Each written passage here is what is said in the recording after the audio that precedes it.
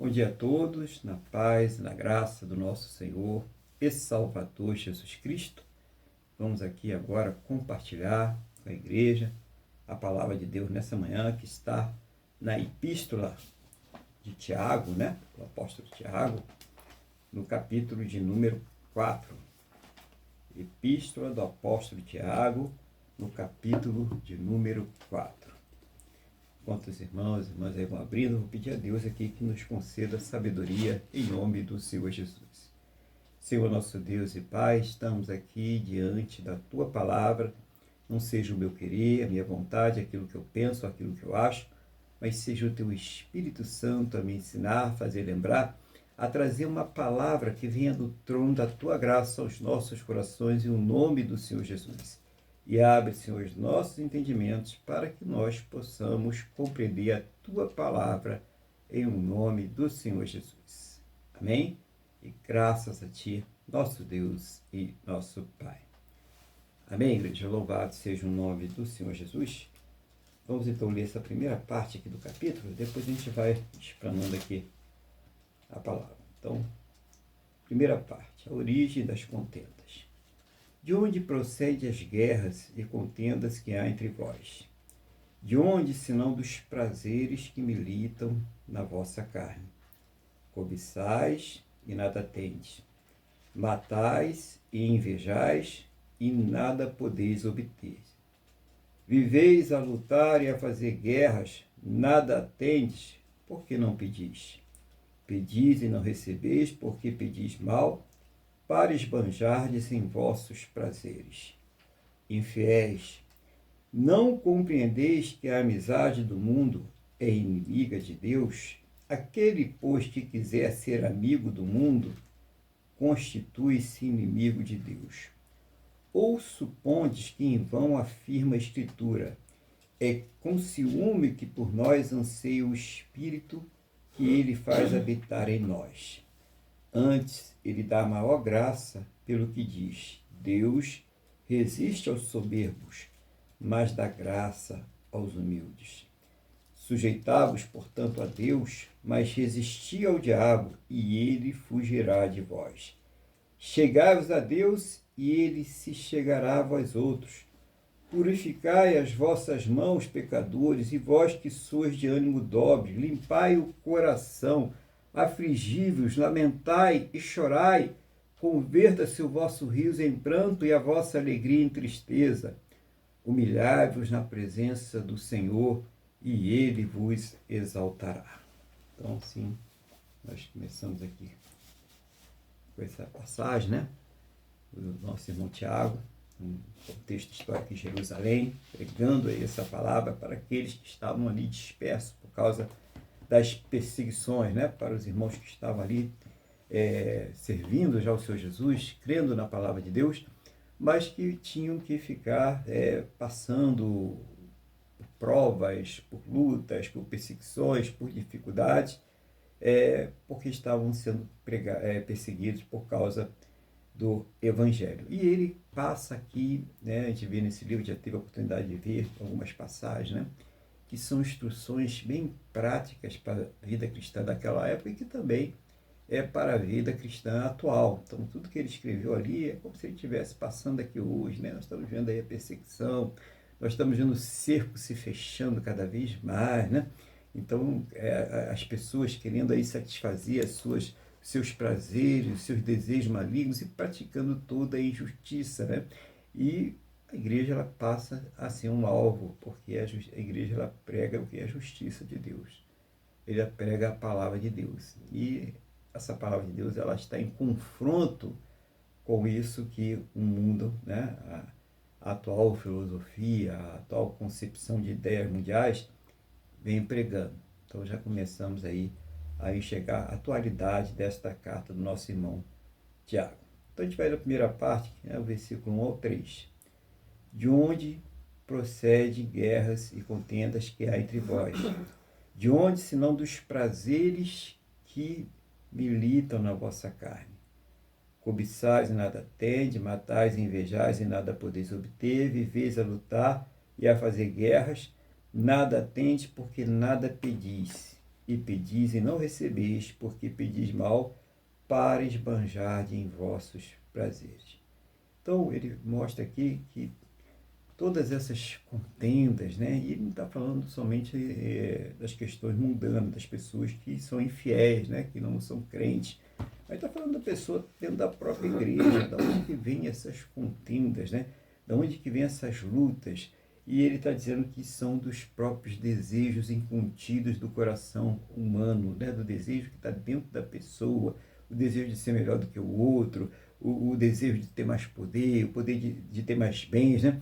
Isso vem dentro do coração da pessoa. A pessoa tem que fazer um autoexame quando ela vai falar com Deus, ver, será que eu estou pedindo alguma coisa a Deus realmente que é para glorificar o nome dele, para exaltar a ele, ou eu estou querendo me exaltar diante das pessoas, eu querendo me exaltar diante da minha família, né, do grupo em que eu estou inserido.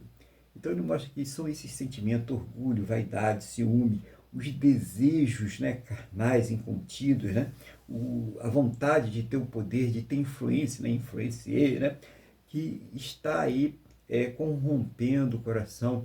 E ele não estava falando com pessoas incrédulas, ele estava falando com a igreja, irmãos. Isso que é importante a gente ver. Ele está falando com a igreja, com nós aqui, igreja. Quando eu falo igreja, somos nós, é eu, é você.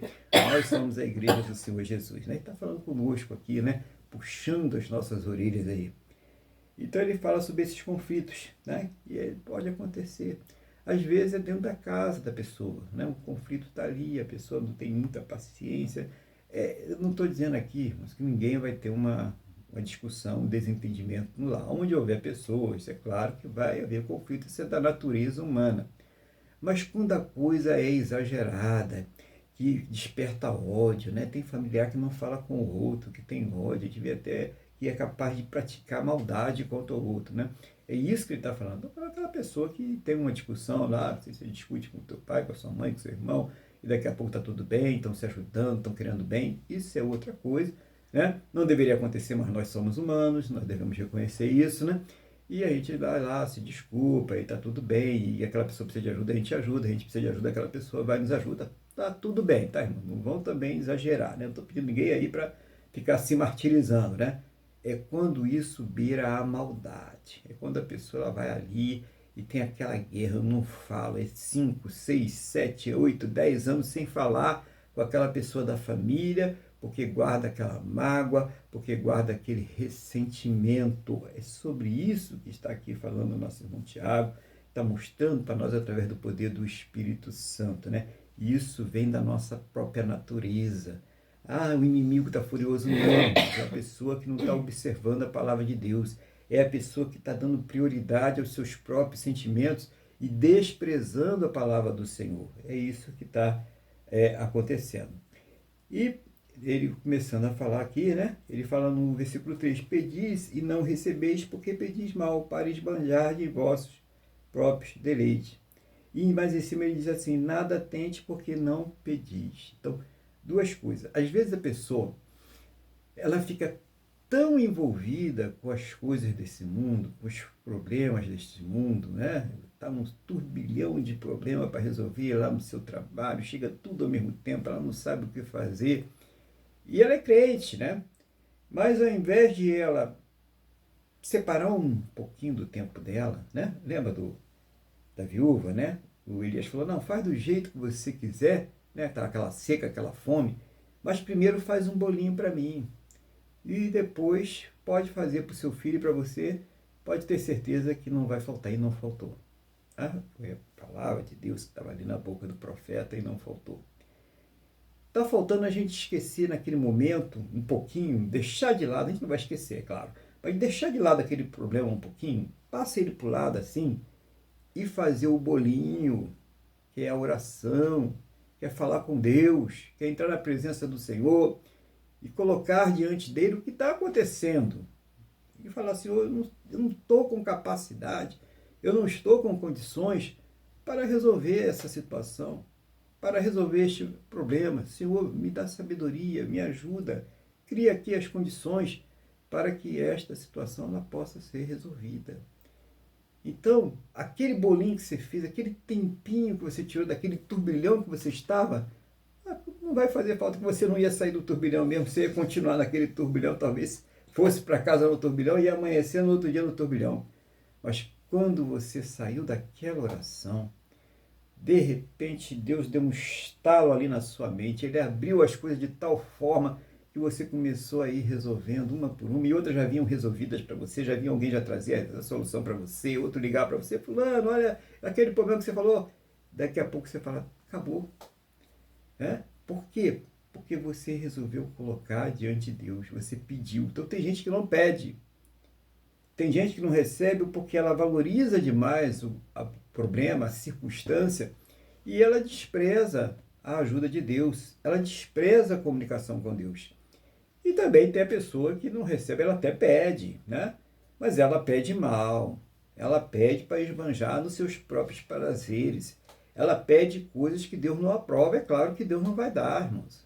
Deus não vai dar. Então a pessoa está com raiva do outro, pede Deus, cai lá um negócio em cima da cabeça dele, mata aquela pessoa, né? Que seja atropelado, que seja aquilo, aquilo outro. Deus não vai fazer isso, irmãos. Deus não faz isso. Deus não é Deus de confusão. Ou então está pedindo a Deus coisas ilícitas, né? Coisa que Deus não aprova. Então Deus não vai fazer. Se você é crente, se você é filho, filha de Deus, vai orar a Deus nesse sentido? Não vai fazer isso. Se você não é, nem vai escutar, nem escuta esse tipo de oração. Então é importante a pessoa entender essa questão da oração. A oração ela tem que ter o propósito de Deus, né? E tem que ser feita. Então quem não ora não espera a resposta. Você não orou, por que você vai querer a resposta de Deus se você não está orando? Você não está tirando tempo para falar com Deus, né?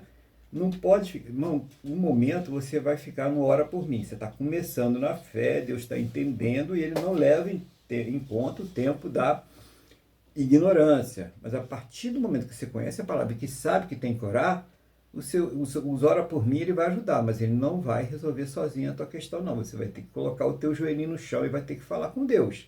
Você vai ter que fazer a sua parte, tá? Já passou o momento, o tempo do leitinho, da criança, né? Que não podia comer alimento sólido. Já está na hora de você comer alimento sólido. Já está na hora de você tomar uma posição diante de Deus e parar de reclamar da vida, colocar, descabelar. Isso não vai resolver o seu problema. Está na hora de falar com Deus. Você pediu a resposta? Está aí Deus falando para você através da palavra a resposta. Está na hora de você tomar uma atitude.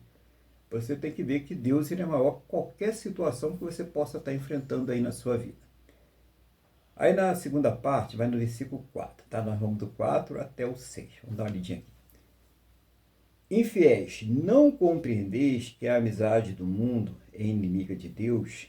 Aquele, pois, que quiser ser amigo do mundo, constitui-se inimigo de Deus. Ou supondes que em vão afirma a Escritura, é com ciúme que por nós anseia o Espírito, que ele faz habitar em nós. Antes ele dá maior graça, pelo que diz, Deus resiste ao soberbo, mas dá graça aos humildes. Então, quem coloca os conceitos mundanos, né, na frente das coisas de Deus, às vezes a pessoa faz porque quer a aprovação da sociedade, né? Então a gente vê isso em muitos meios, né, na política. Então, tem pessoa que na hora de querer um voto, né? Ela é cristã até debaixo d'água, mas depois, quando ela é eleita, ela vai lá e vota em coisas que vão contra a palavra de Deus. Vota em coisas em leis que vão perseguir o povo de Deus, né? Então a gente tem que olhar essas coisas também, né? Então, esse tipo de coisa aí, essa pessoa ela precisa se converter e a pessoa que é cristã, ela tem que ver isso também, né? Nós temos que fazer as coisas de acordo com a vontade de Deus. Nós temos que escolher as coisas de acordo com a vontade de Deus. E não ir contra a vontade de Deus. E não ajudar aqueles que estão querendo lutar contra a vontade de Deus e mesmo perseguir o povo do Senhor. Então é tomar uma posição. Tem que tomar uma posição, né? Ninguém vai chegar aqui e falar, fulano, vote em fulano, ou vote em fulano. Não. Mas nós sabemos o que Deus aprova e o que Deus reprova. E aquilo que Deus reprova, nós não vamos apoiar. Nós temos o dever, como cristão, de não apoiar. E de ter visão, de olhar, de pesquisar, de ter discernimento. Então, Deus me dá o espírito de discernimento. Porque você, depois de você conhecer a palavra e você tomar uma decisão errada, isso aí já não é mais ignorância. Isso aí já é conveniência. É alguma coisa que você está levando vantagem, é alguma coisa que é uma simpatia tua que você acha que pode colocar acima da palavra de Deus. Não. Eu tenho que votar, eu tenho que tomar decisões com discernimento de espírito. Então, chegar a Deus e mostrar, mostra para mim, eu vou pesquisar, vou olhar, né? Discernimento, vou pesquisar, vou ver direitinho, né? Essa pessoa ela tem atitudes que realmente são de cristã, é cristã ou ela só é cristã, quando ela segura a Bíblia e diz, irmãos, eu estou aqui pela fé e tal, mas na hora de tomar atitude, tomar decisões, as decisões dela vão contra a palavra de Deus, vão contra o povo de Deus. É aí que nós temos que ter discernimento, irmão. Não tem que A e B ficar no nosso ouvido, não. A gente tem que ir lá e ter discernimento e falar, não, vou fazer de acordo com a palavra de Deus. Deus está mostrando para mim. Para evitar, lembra, nós já falamos aqui sobre os pecados coletivos. O pecado coletivo ele vem sobre todo o povo. Todo o povo sofre as consequências. Nós já tivemos povos aqui, nossos vizinhos aí, que estão sofrendo até hoje as consequências de tomarem decisões erradas. Então, precisamos tomar decisões corretas. Aí, continuando aqui, ou supões que vão, afirma a Escritura, é consumo que por nós anseia o Espírito que ele fez habitar em nós. Deus não divide a glória dele com ninguém. Não divide, irmãos. Então, você não tem como você servir a esse mundo, ou dizer que ama esse mundo e depois dizer que ama a Deus. Ou é uma coisa ou é outra. Você não tem esse negócio de dividido. E Deus, ele tem ciúme. Esse Espírito Santo que habita em nós, ele tem ciúme, ele sabe, ele tem zelo de nós. Se é que o Espírito Santo habita na pessoa, ela não vai conseguir ficar lutando contra Deus. Das duas, uma, ou prepara e leva, ou ela sai da presença de Deus. Uma coisa ou outra vai acontecer. Ou ela nunca esteve na presença de Deus, que é o mais provável, né? Porque os escolhidos, a gente já sabe que não volta atrás. Então, se o escolhido, ele deliberadamente começa a tomar posições que não são favoráveis a Deus, né? É o preparo e leva, né? É a saída que tem. E aquele que não é escolhido, ele vai fazer porque não tem compromisso com Deus mesmo, não é escolhido, ele está ali só sendo um 007 do mundo no meio da fé. Cheio de 007, né? De agente secreto aí no meio da igreja, aí, que não tem nada a ver com Deus, com Jesus, apenas para levar algum tipo de vantagem. Então, a igreja precisa ter, uma das coisas que a igreja precisa orar, ora pelo seu líder, ora pelo seu irmão, ora por você mesmo. Senhor, nos dá espírito de discernimento para a gente poder enxergar em todas as coisas. A igreja precisa ler nas entrelinhas, né? Mas não ficar naquilo que vem mastigado, né? No plim-plim, na nossa TV e tal. Aquilo ali já é pago. Não tem nada que não tenha ali envolvimento, compromisso, cumplicidade, porque aquilo ali é pago, tem dinheiro. Então, a igreja precisa ter espírito de discernimento. Então, já vimos, Deus não divide a glória dele com ninguém, né? Depois ele diz assim, antes ele dá maior graça pelo que diz, Deus resiste ao soberbo, mas dá graça aos humildes. Irmãos, Deus aqui não está falando de rico e de pobre, porque você pode ter uma pessoa extremamente pobre, muito soberba, e uma pessoa muito rica e bem humilde. Então, não está dizendo de rico e de pobre, não vamos distorcer a palavra de Deus. Humilde é aquele que depende de Deus, é aquele que se coloca na dependência de Deus. E soberbo é aquele que quer resolver tudo do seu jeito. Quem tem que resolver somos nós.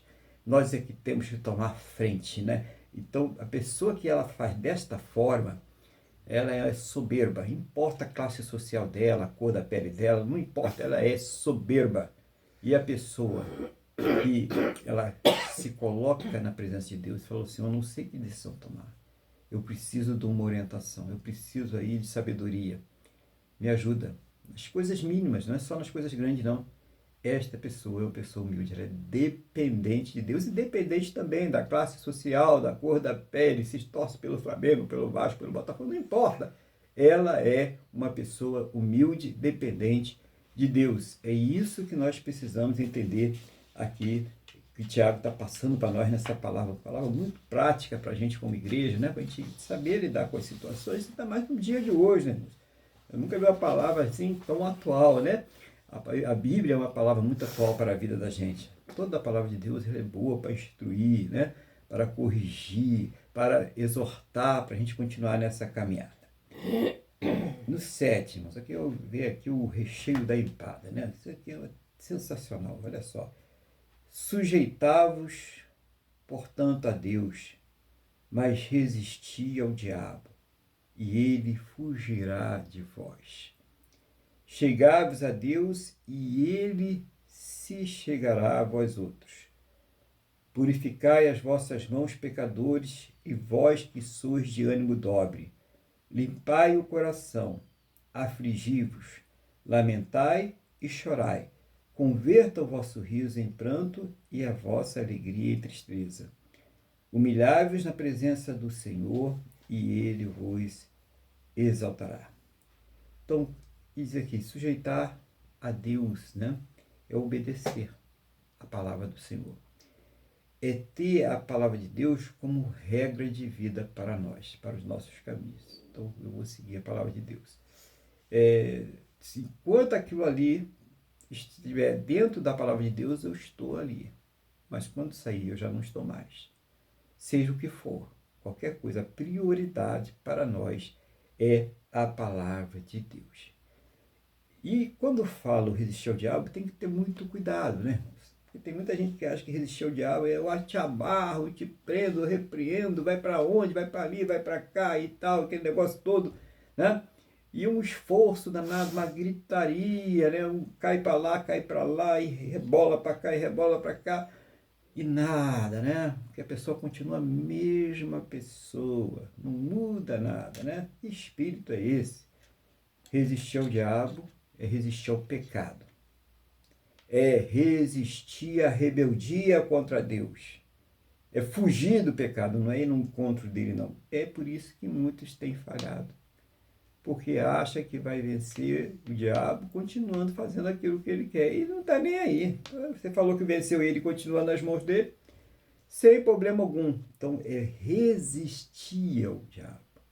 É resistir ao pecado. É fugir realmente até da aparência do mal.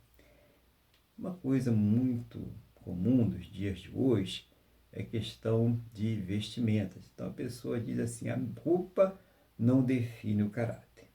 Em parte, isso pode ser correto, né? Porque a pessoa pode estar muito bem vestida, decentemente vestida, e não ter caráter nenhum. Né? Tem um lugar aí que está cheio desses aí. Não vou dizer o nome, mas vocês sabem onde é que é, né? Está cheio desses aí, né? Muito bem vestidos, né? E tal, arrumado e tal. E o caráter mandou lembranças, não tem caráter algum. Então, realmente a roupa, nesse caso, não está definindo o caráter. Mas uma pessoa que se veste indecentemente, que não tem pudor, nem precisa, ela já está dizendo qual é o seu caráter. Porque uma pessoa que tem caráter, estou falando caráter aqui, caráter cristão, caráter de Deus. Não estou entrando na questão mundana, que nós não temos aí prerrogativas sobre isso, tá? Mas da igreja nós temos.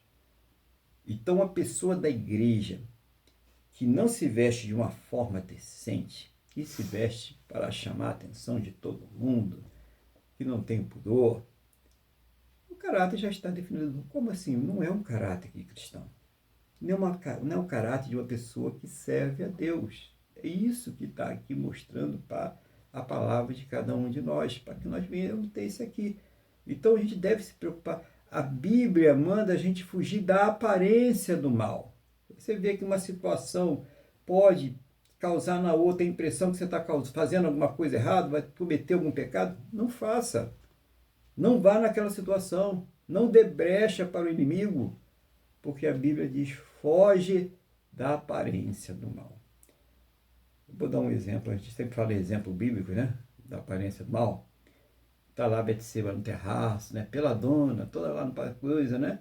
E Davi vai e dá uma olhadinha. Se ele tivesse visto a primeira vez e virado as costas e corrido e falar, vou fugir da aparência do mal, né? Ele não teria pecado.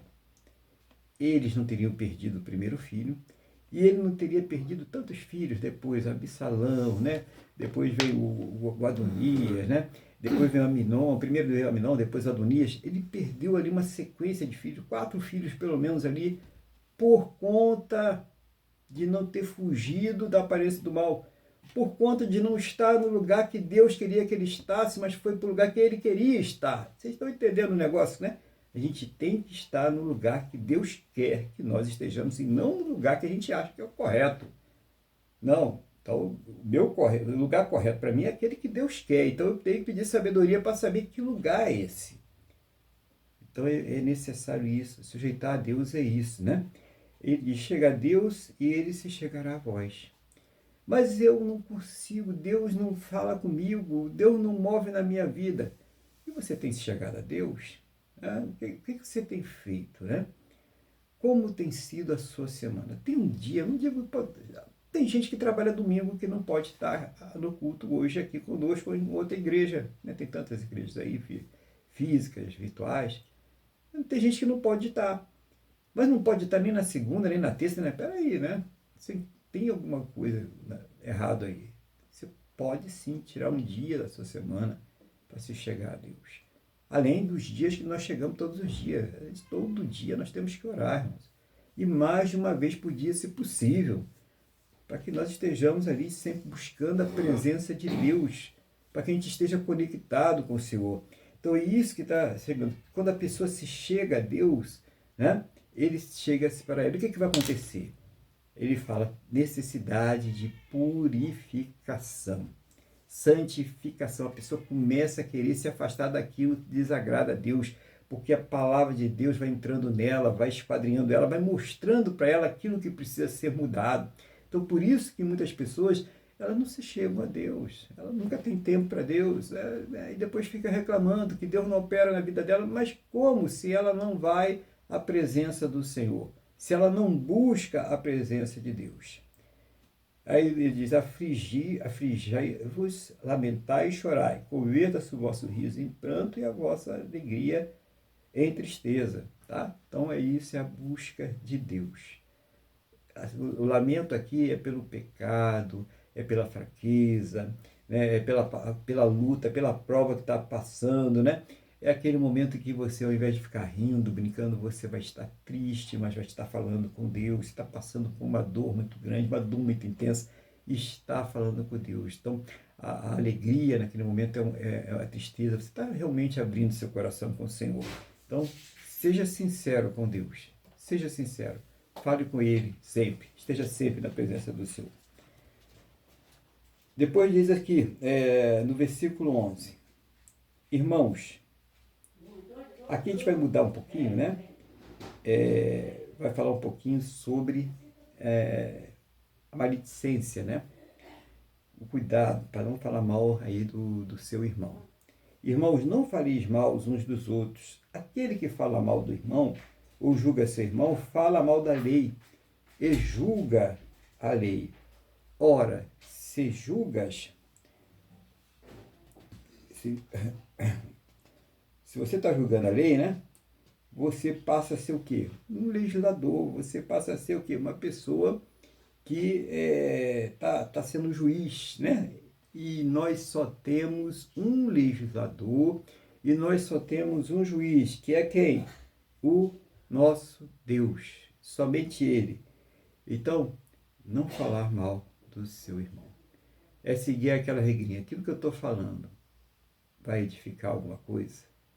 Vai transformar alguma coisa? Vai fazer bem para aquela pessoa? Se não, então por que eu vou falar?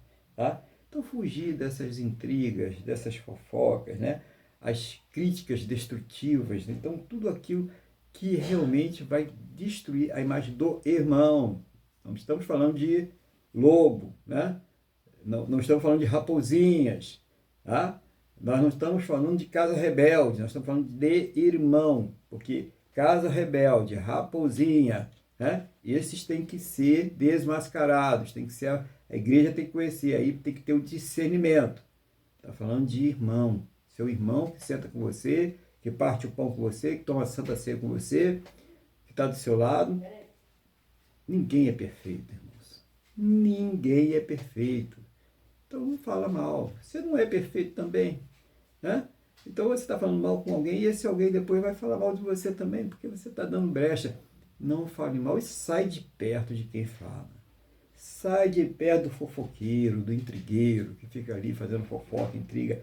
Isso não é bênção para a vida do cristão. Não é bênção. Isso não traz bênção para a sua vida. Então, se vê aquela pessoa que gosta de falar da outra, que gosta de fazer fofoca, que gosta de fazer intriga, sai de perto, ora por ela, Deus.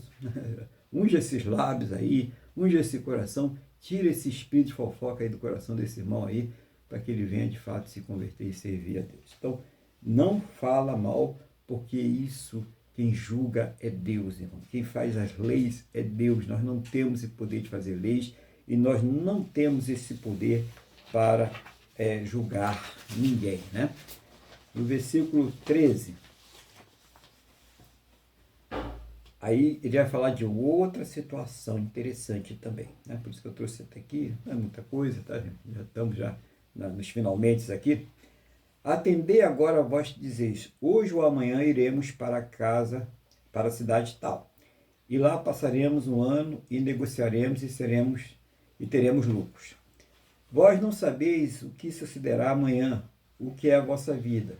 Sois apenas como neblina que aparece por um instante e logo se dissipa. Em vez disso, devias dizer, se o Senhor quiser, nós viveremos, como também faremos isto ou aquilo. Agora, entretanto, vós jactais das vossas arrogantes pretensões. Toda jactância semelhante a esta é maligna. Portanto, aquele que sabe que deve fazer o bem e não o faz, nisso está pecando. Então, aqui vem a cerejinha do bolo, né? Para finalizar aqui, né? A palavra de hoje. Gente, tanta gente que faz planos, projetos, tanto faz se são pequenas coisas ou grandes coisas, né? Se é uma viagem que vai fazer no final de semana, ou se é o projeto de uma empresa que ele está fazendo, né? Uma mudança de vida, uma mudança de país, uma mudança de estado, né? Mudança de casa, não importa o que é. Faz as coisas sem colocar diante de Deus, sem consultar diante de Deus. Tanta gente que sai de casa de manhã como se Deus não existisse. Gente, uma oração curta, 5 minutinhos, que isso, gente? Até menos, mas faça. Não deixe de fazer. Mas eu esqueci ontem. Tudo bem, você esqueceu um dia. Mas provavelmente você lembrou no meio do caminho e mesmo assim você deu uma fechadinha de olho lá, ou de olho aberto mesmo, você fez uma oração, não foi? Eu faço assim, tá? Não estou falando porque eu faço. Tá? Então é assim que a gente deve fazer. Eu esqueci, eu saí muito atribulado, correndo e tal, mas no caminho eu me lembrei, hoje eu não falei com Deus. Ora ali mesmo. Fala, Deus, perdoa, eu não falei com o Senhor hoje. Que bom, né? Reconhecer que Ele é Deus, reconhecer que Ele tem um controle sobre tudo, sobre as nossas vidas. E quando for fazer os planos, principalmente, tem gente fazendo plano, tem gente elaborando empresa, projetos, serviços, trabalhos que exigem muita responsabilidade, que exigem muita técnica, que exigem risco, investimentos. Cadê Deus? Cadê Deus? Gente mudando da cidade a Deus dará. Cadê Deus? Eu vou porque eu quero. Gente indo viajar, que bom, viajar é bom, né? Tá de férias, já e tal. Mas coloca os planos da viagem nas mãos de Deus. Coloca os planos de trabalho nas mãos de Deus. Coloca os planos da faculdade, da pós-graduação nas mãos de Deus. Coloca toda a tua vida, todos os planos nas mãos de Deus. Amanheça o dia, planeje o seu dia, coloca nas mãos de Deus. Mas eu não tenho tempo para de manhã. Planeja a noite, coloca a noite, o dia seguinte nas mãos de Deus. No outro dia você faz uma oração mais curta. Organize-se, mas coloque todas as coisas na mão de Deus. Planeje as coisas, porque Deus não fez o mundo de qualquer maneira. Ele fez um planejamento. Ele seguiu um cronograma. Onde é que está isso? Vai lá, Gênesis 1 e 2. Tem todo um cronograma. Quando Deus ele faz o mundo, ele cria o mundo, ele tem um cronograma. Agora nós comedores de arroz e feijão aí, simples mortais, queremos fazer as coisas de qualquer maneira, como se ele não existisse. E nós fomos criados para a honra e para a glória desse Deus Todo-Poderoso. Nós precisamos reconhecer a existência dele. E nós precisamos reconhecer que nós temos apenas um caminho, uma verdade, e o único que é vida para chegar até ele, que é o nosso Senhor Jesus Cristo. É isso, igreja, que nós precisamos a cada dia martelar em nossas almas. Essa dependência de Deus. Você nunca vai ser perfeito. Eu não sou perfeito, ninguém é. Mas o que nós precisamos ser é dependente de Deus. É aí que está realmente o caminho da perfeição. Aqui na Terra, né? Nesta Terra, nós não seremos perfeitos. Um dia, esta Terra será perfeita e nós seremos também, porque Deus fará essas coisas. Mas enquanto isso não chegar, nós vamos caminhando na direção que Deus vai nos dando. Nós vamos seguindo em direção ao alvo que Deus está nos mostrando. Uma vitória a cada dia, uma transformação a cada dia, né? Confiando que é Deus que está fazendo essa obra maravilhosa na vida de cada um de nós. Então é isso, irmãos. Essa é a palavra que Deus colocou no coração para trazer a vocês, compartilhar com os irmãos hoje aqui. Eu espero que Deus tenha falado ao seu coração, tenha lhe orientado, né? Coisas importantes, né? Nós vimos a introdução, Tiago escrevendo aí para os irmãos que estavam na dispersão, né? Ali da Judéia, passando por lutas, por provas, coisas práticas, como nós vimos aqui. Mostrou-nos também na primeira parte que os conflitos externos revelam que batalhas internas que são movidas pelas nossas paixões, pelos nossos próprios desejos egoístas, né? Isso são o que geram esses conflitos. Depois, na segunda parte, que quem ama ao mundo, quem ama esse sistema mundial, se torna inimigo, né? Se coloca como inimigo de Deus. Na terceira parte, nós vemos a vitória de quem se humilha diante da presença de Deus, daquele que se humilha na presença do Senhor. Depois nós vimos, né, que nós não podemos emitir julgamentos, que quem julga é Deus, né? Nós não podemos estar julgando os irmãos aí, quem julga é Deus, quem faz as leis é Deus. Tem gente até fazendo lei, né? Se você não fizer isso, você está fora da igreja, que não está na Bíblia nem nada, a pessoa faz lei ali, não existe isso, tá? Só tem um legislador, só tem um juiz, e esse juiz legislador é Deus. E depois nós vimos ali na última parte, né, que o futuro, os planos futuros, os projetos futuros só serão bem-sucedidos, só serão bênçãos na nossa vida se eles estiverem submetidos a Deus. Então a vida cristã é uma vida que madura, né, que não se mede pelas palavras que nós falamos, mas por uma fé que se traduz em humildade, dependência e prática diária diante desse Deus maravilhoso. Que Deus tenha abençoado a vida de cada um de vocês aí, no nome do Senhor Jesus, e que abençoe, trazendo cada vez mais sabedoria no nome do Senhor Jesus.